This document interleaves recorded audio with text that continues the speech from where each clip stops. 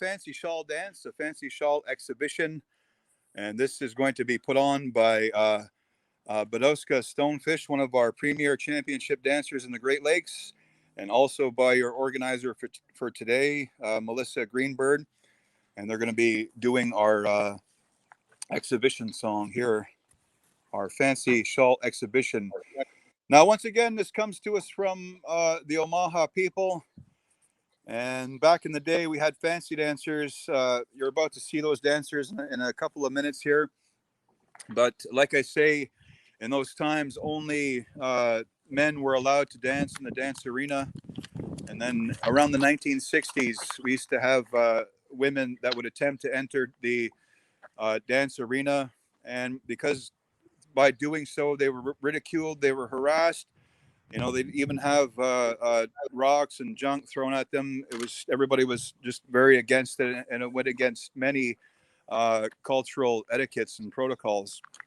So what they did was go out there and don the men's regalia, put the men's regalia on, and they would use beads and rags to disguise the fact that they were in fact women.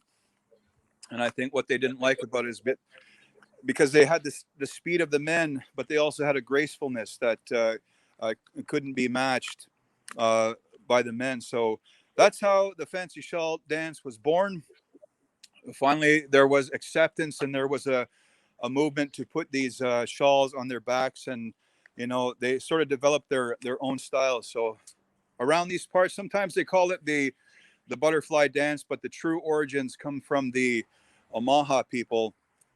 And it is meant to be a very fast and fancy dance. It's the only dance that we have across North America that doesn't have any noisemakers on the outfit. You won't find any bells. You won't find any jingles, none of that stuff. So it's 100% visual. And I'll tell you right now, these two girls put on a real good show. Like I say, they're both champion dancers. So we hope you enjoy it. 4 times through, girls.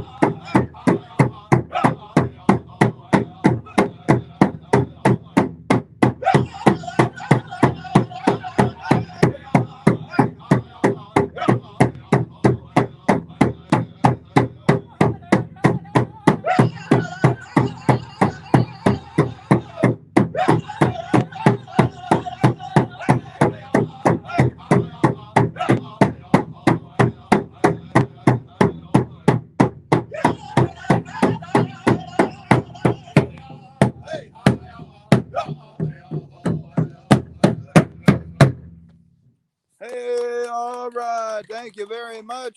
Next on the schedule, we have an intertribal song. So this will be for all of our dancers and everybody watching. If you're so inclined, please join in at our powwows and celebrations. Anytime you hear the word intertribal, that's exactly what it means. It means all people, all nations can join in on the fun. So no competition element, no judgment, no scrutinizing here. These songs are for everybody. So give us just a second here to prepare. I'll also tell you, everybody watching, that usually we don't sing back to back to back to back. So our singers are putting on a real good job being called upon. It's goes along with a lot of their responsibility and their duty to be on call for, a manner of requests that happen to come their way. So make sure you give the dancers some good thoughts and some good prayers in your mind from wherever you're at. So Here we go. We're going to have a good rockin' intertribal song for everybody. Hope you enjoy it.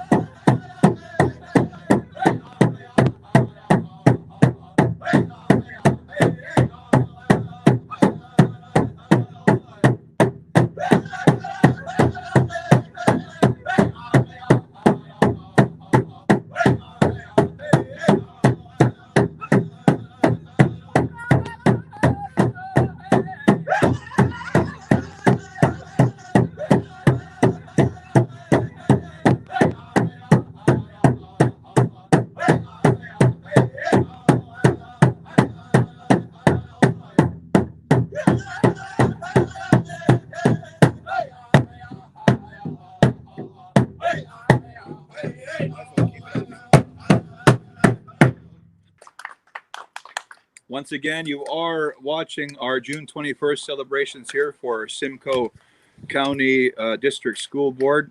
Apparently, every year they acknowledge our First Nations people on June 21st, and Melissa Greenbird has been helping them organize for the last 8 years or so. So, thank you once again to the school board for this opportunity to present our singing and our dancing. So, we hope you're having a good time. We're going to start off with our male dance categories. All of our men's categories, please stand by. We're going to start off with men's grass. Farley, are you there? Farley, Eaglespeaker, stand by.